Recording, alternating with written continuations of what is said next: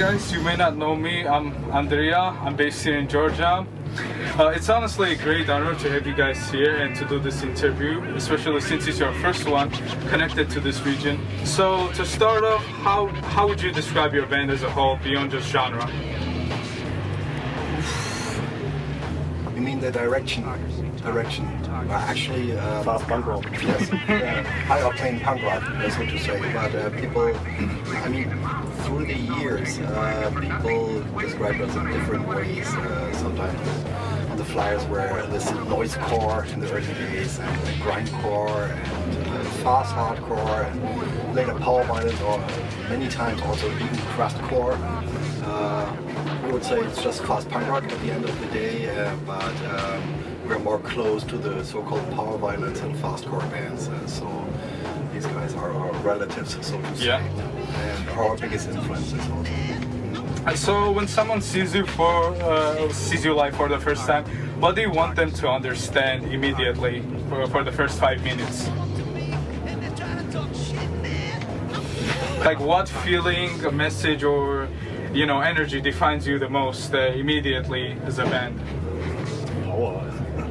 I mean, yeah, it's just a releasing energy. The basic idea of punk rock is just a releasing energy. Yes. So yeah, but with the content, of course. Okay, you can't understand all lyrics, but okay, I do the lyrics, and so I spend a lot of time with it, that they have a meaning.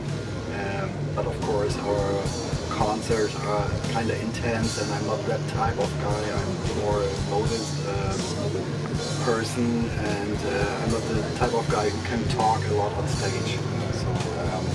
So of course, I rarely talk about our lyrics, but people got our records, interviews and stuff, and so they know what we're talking about. Yes. So, like, when writing music, is it a fully collective process, or one person takes part in to do that? All songs we do together in the practice room. Yeah, somebody comes with an idea and then we fix it all together. So, yeah, sometimes the bass player or me, this is a nice chord, let's try it that way. But all songs are done by all together. So, do you feel any responsibility toward the underground scene you're part of, or do you just focus on your own expression? I would say focusing on ourselves. So we don't. Our responsibility is. yeah, we are deeply based in the DIY punk scene, so I would say yes. Sometimes a few of us do underground shows in Hamburg, not very often, but this is where we come from and this is where we want to stay. So we like places like this basement here much more than big stages. Yeah, and I have to add, yes, maybe many people know our band, but we've never been let's get one step further, playing on bigger events or venues or stuff like this. So we never forgot where we come from. And we still play at every electric point, and we support, as Tore said, we support the DIY scene. We live our ideals. It's very important for us. We don't take much money for concert. We even play without money, for example, and also if bigger outside bands from the States play in Hamburg, and we've been asked, okay, what do you do with the support? And yes, we do. We never claim any money, and we play first. So we are not the type of band. Okay, we got a bigger name, and we played in many places on the planet, so we can act like tough guys or something. This kind of a rock star mentality, so we don't have it at all. Yeah, that's very humble. Also, no big deal for us to play on the first position, or it doesn't matter how big the room. We don't even play in this room. So, yeah. What's the thing that small scene brings to the global punk scene that bigger scenes might lack? Okay. It could be energy, vibe, or some shit like that. Yeah, all bands started in a small scene, so Yeah, but and this is the part or the history in the band where most interesting things are happening, because in this process bands are most creative, productive, whatever. In my opinion, I know you asked him, but maybe you can say something. Personally, for me, our so-called exotic scenes are very interesting. I like the approach of bands in such countries like Georgia, for example, or Armenia, or even Southern America, like Peru or Colombia or Brazil. I mean, in Western countries, actually it's easy to start a punk rock band and to play shows and so on.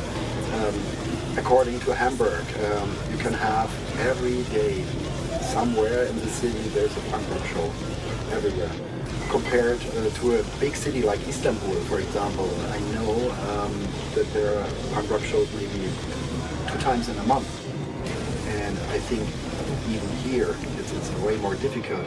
Or if you take countries like Peru, where bands played on self-made instruments and have no shows at all, or somewhere in the backyard in front of 10 drunk people. So this is, in such countries, it's way more difficult to be a punk rock and to live that lifestyle. And so I have the biggest respect for such scenes and people. That made it so interesting. And according to Georgia, you mentioned YACØPSÄ. I think they came from a time where it was much more difficult to be a punk here, and they were not like okay, let's try to sound like Exploited or Ramones or something. They did their own thing. That made it so unique. Yeah? So that's way more interesting. I don't want to hear the second. The last question. So has the band changed in the terms of ideology or sound? Ideology, no, not really. I can say that, but we kept our ideals. I would say in sound, because we are more tight, we are better on our instruments, and so I would say yes. In terms of sound, but just slightly. I mean, you still recognize us.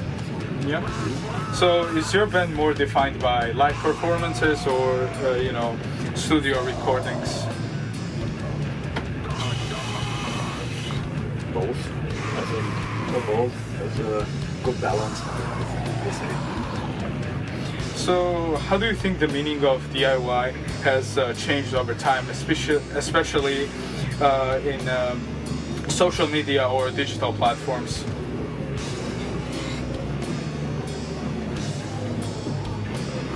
Difficult question. Yeah, I see the difference. I mean, back in the day, we were writing letters and sending out tapes and envelopes and stuff. And now, in a digitized world, I mean,